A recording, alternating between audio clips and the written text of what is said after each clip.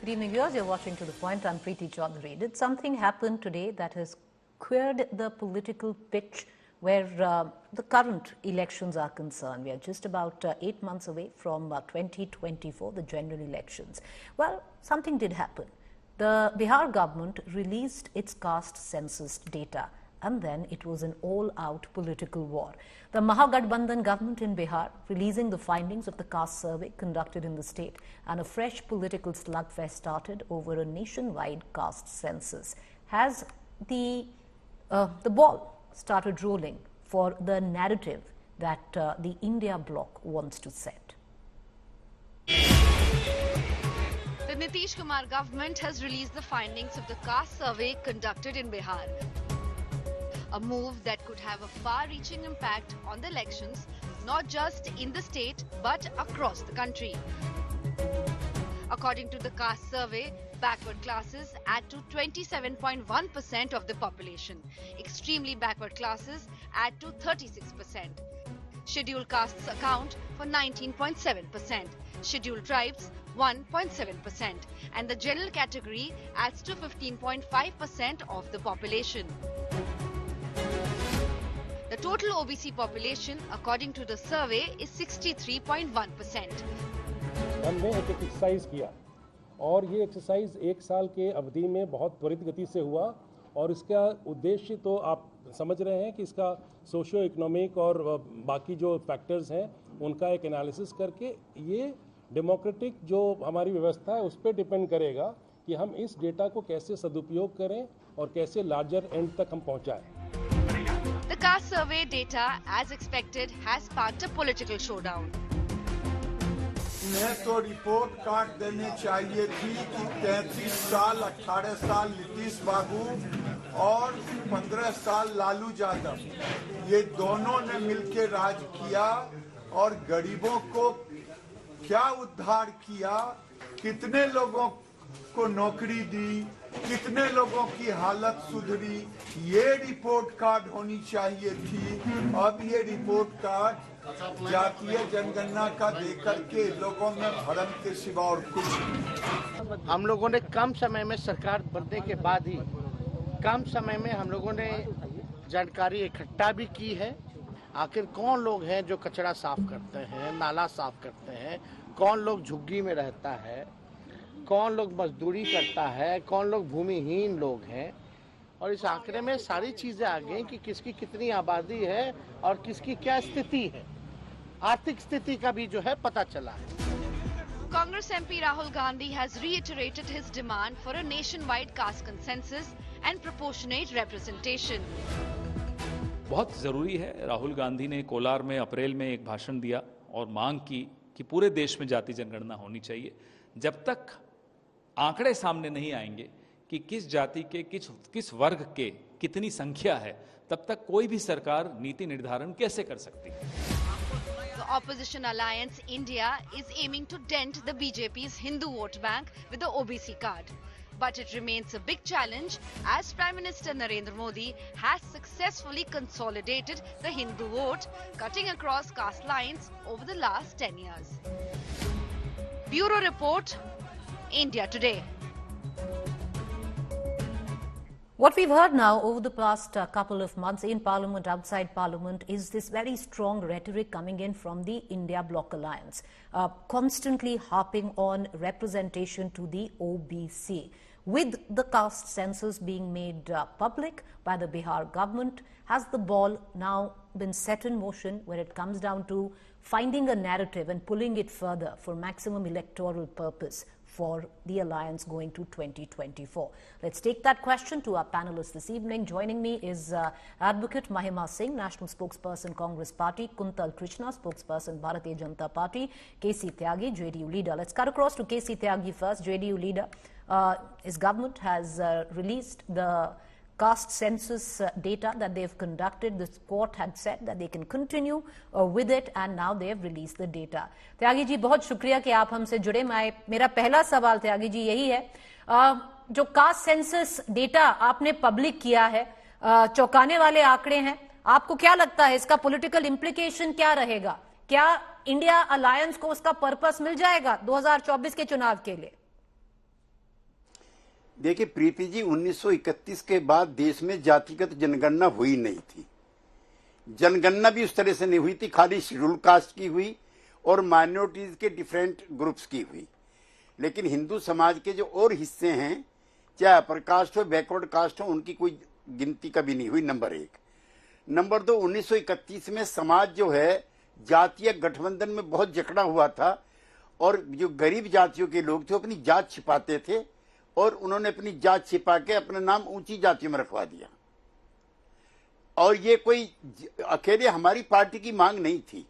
जब हम एनडीए में भी थे तब भी कैबिनेट ने पास किया, हम फिर ऑल पार्टी में पास कराया, ऑल पार्टी लेकर के प्रधानमंत्री के पास गए, उनको इन्वॉल्व करने का प्रयास किया। जब चारों तरफ से निराश हुए तो निसंदेह नीतीश कुमार जी ने पिछले 6-7 महीनों में युद्ध स्तर पर इसको कराने का प्रयास किया और हमें प्रसन्नता है कि आज उनकी मेहनत रंग लाई और 63% आबादी पिछड़ी जाति की साबित हुई, जो मंडल कमीशन में 52% थी। और हमारा एप्रीहेंशन भी प्रीति जी यही था कि इनकी संख्या बढ़ गई है। एक, आज गांधी जयंती है, गांधी जी ने कहा था कि अंतिम आजादी पहुंची कि नहीं पहुंची अंतिम आदमी तक, आखिरी आदमी का चेहरा देखना। तो अगर अमृत काल में हम ये जानना चाहते हैं, ये वर्ग ये जानना चाहते हैं कि इनके सोशो इकोनॉमिक, कल्चरल और एजुकेशनल एम्पावरमेंट ठीक नहीं हुए हैं, तो इनके लिए कुछ अलग योजनाएं बना करके समाज के अन्य वर्गों के साथ इनको भी चलना सिखाना चाहिए। त्यागी जी, ये भी कहा जाएगा कि अमृत काल में हम अभी भी जाति और रिजर्वेशन की बात कर रहे हैं, पर वही सच्चाई है, पॉलिटिक्स उसी में है। पर आपसे ये सवाल कहूंगी त्यागी जी, अब देखिए प्रधानमंत्री ने, अगर आपको याद है, ईडब्ल्यूएस कोटा अनाउंस कर दिया था 10% का, और वो उन जातियों के लिए था जो अब जिनमें रिजर्वेशन नहीं है, अपर कास्ट मान लीजिए, जनरल है जो जाति। अब उसमें अगर हम आंकड़े देखें और हम बिहार का आंकड़ा देखें, बिहार में 15% है जो अपर कास्ट है, जो जिसमें रिजर्वेशन नहीं है, अपर कास्ट छोड़िए, जिनमें रिजर्वेशन नहीं है। अब अगर हम वो 10% इस 15% पे लाएंगे तो फिर बहुत ज्यादा हाई नंबर होगा रिजर्वेशन के लिए, जो जनरल कैटेगरी है। उसमें मैं एक और सवाल जोड़ती हूं त्यागी साहब, और वो सवाल है कि 50% तो पहले ही सुप्रीम कोर्ट कैप दे चुकी है। अब इसको नीतीश कुमार जी कैसे बैलेंस करेंगे?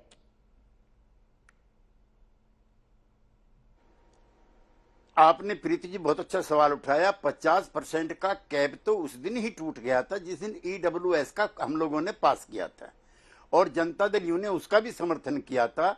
और बिहार में हम लोगों ने स्वर्ण आयोग भी बनाया था, ये पता लगाने के लिए कि उनके अंदर जो गरीबी है वो कैसी है। अब ये सीमा रेखा टूटी है तो पिछड़ों के आरक्षण का दायरा भी बढ़ेगा। हम मांग भी करेंगे और इंप्लीमेंट भी करेंगे। पर सर कैसे करेंगे, वही तो बात है, क्योंकि सुप्रीम कोर्ट की रूलिंग तो इसमें साफ है। कैसे मैनेज करेंगे? मंडल वर्सेस कमंडल करना चाहें तभी भी कैसे होगा? सुप्रीम कोर्ट का जो रूलिंग है वो केंद्र सरकार ने जो ईडब्ल्यूएस किया था 49 + 10%, वो उसी दिन टूट गया। ये संसद से बना हुआ कानून था। चलिए आप वो छोड़ते हैं, आपके खुद के अलायंस की बात करते हैं। इसमें हिपोक्रेसी नजर नहीं आती है त्यागी जी? अगर आप देखें आपके खुद के अलायंस पार्टनर कांग्रेस को देख लीजिए। और मैं क्यों ये कह रही हूं, 2011 में जो ओबीसी डेटा है उन्होंने पब्लिक नहीं किया। आज भी अगर चाहे 2015 का जो ओबीसी डेटा है सिद्धरमैया की सरकार के अंडर हुआ था, उन्होंने पब्लिक नहीं किया। हमेशा अगेंस्ट रहे हैं ओबीसी रिजर्वेशन के लिए। तो अब इसको पॉलिटिकल अपॉर्चुनिज्म क्यों ना कहा जाए? देखिए, इंडिया घटक की महत्वपूर्ण दल कांग्रेस है, लेकिन आरक्षण के प्रति, कोटा विद इन कोटा के प्रति और ओबीसी की गिनती के प्रति जो पिछली कांग्रेस थी उसका वो एटीट्यूड अलग था, और जो वर्तमान की कांग्रेस पार्टी है उसका एटीट्यूड अलग है। जो भारतीय जनता पार्टी पिछले दौर की थी, आरक्षण को लेकर के और सवालों को लेकर के, उन सरकारों का रुख अलग था, और आज का जो मोदी युग है उसका अलग है। तो ये तो समय, दौर और काल परिस्थितियां तय करती हैं। आज कांग्रेस पार्टी के जो नेता हैं ओबीसी की भी आरक्षण की मांग कर रहे हैं, जातिगत जनगणना की भी मांग कर रहे हैं, कोटा विद इन कोटा की भी मांग कर रहे हैं, और जिसकी जितनी संख्या भारी उसकी उतनी हिस्सेदारी, इस नारे को भी रिपीट कर रहे हैं।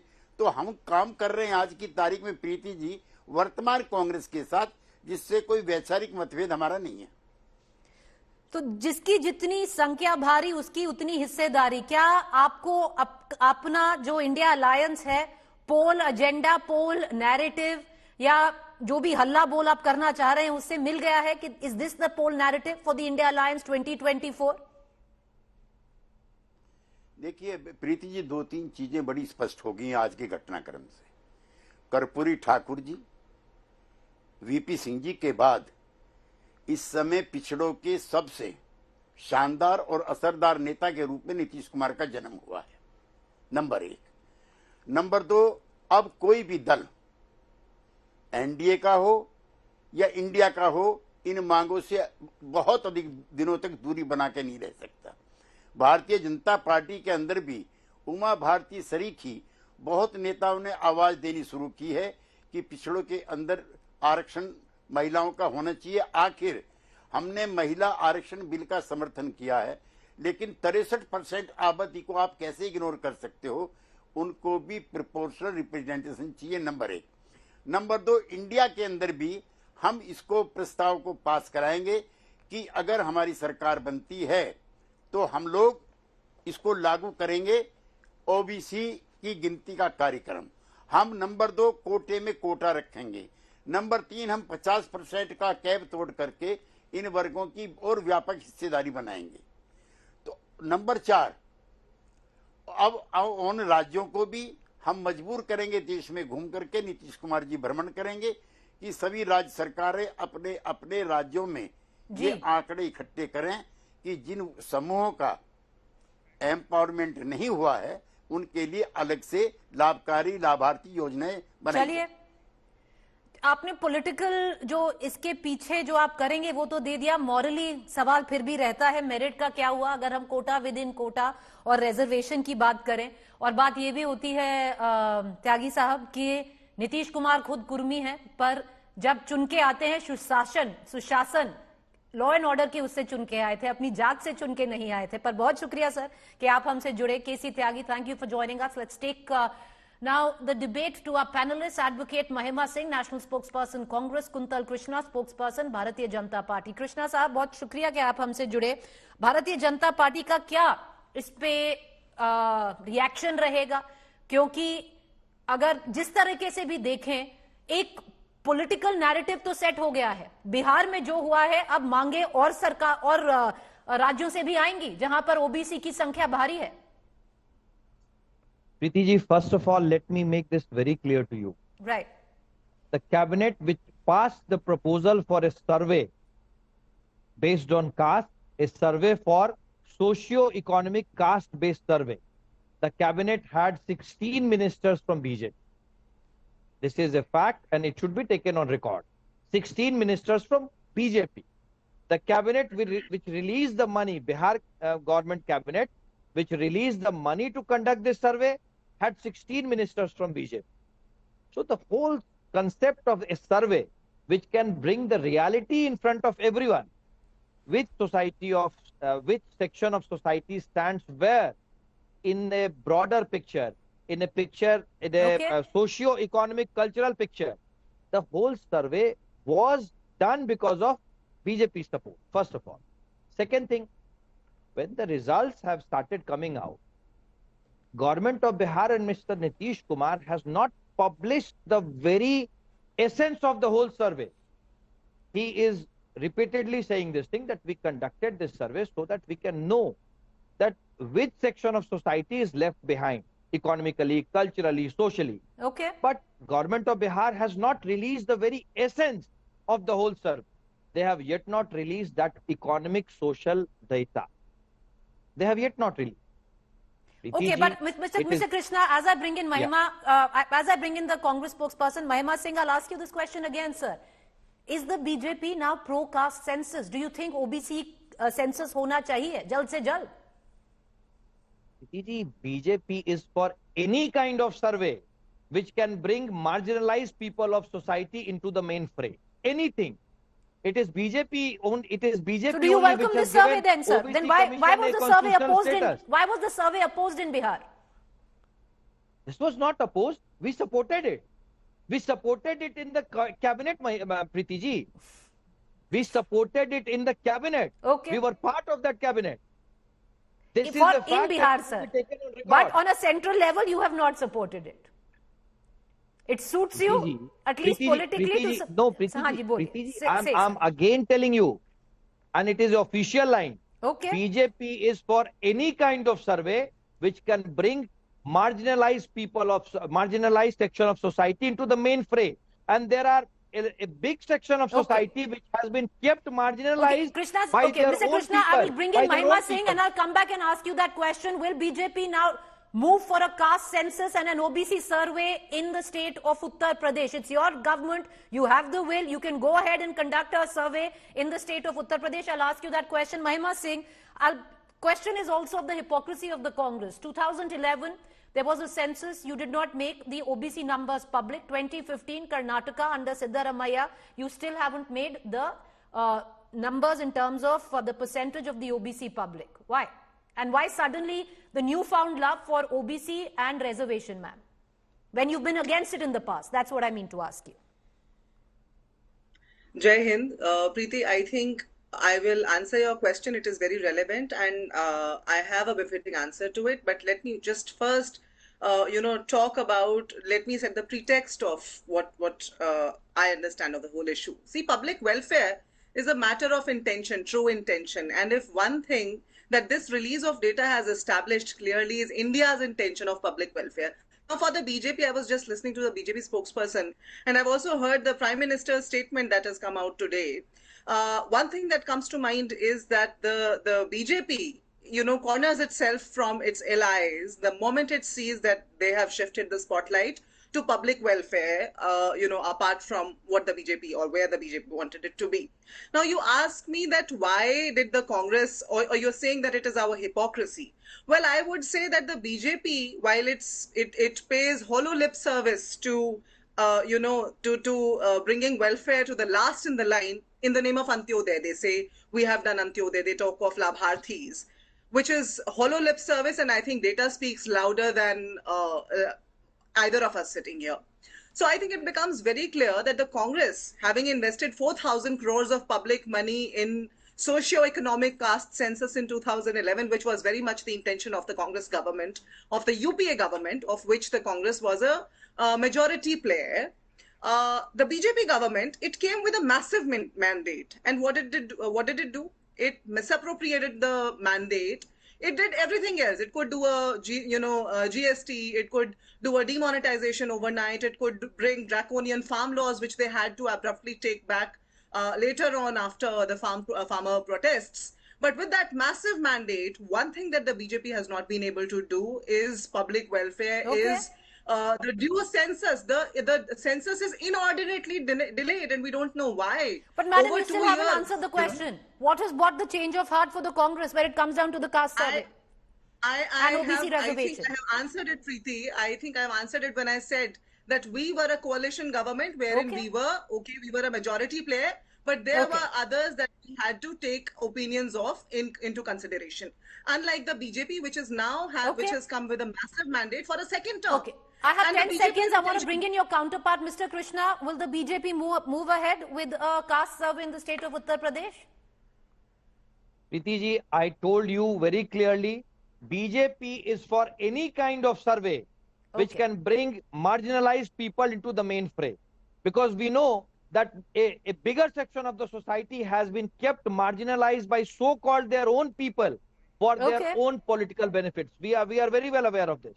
So we are in for any kind of activity which can bring marginalized people to the main fray of the society, because then why not conduct the census? Not for Tushtikaran. All right. BJP is for why not conduct the census? Not for Tushtikaran ki rajneeti. Okay, all right. I'm going to let it be at that, but where the India Alliance is concerned, the automatic question would have been, but I've run terribly out of time because we had a guest earlier on, is that there are parties within the India Alliance which aren't pro the caste survey, or the numbers of the OBC percentage to be out, and one of them is the TMC, Mamata Banerjee as well.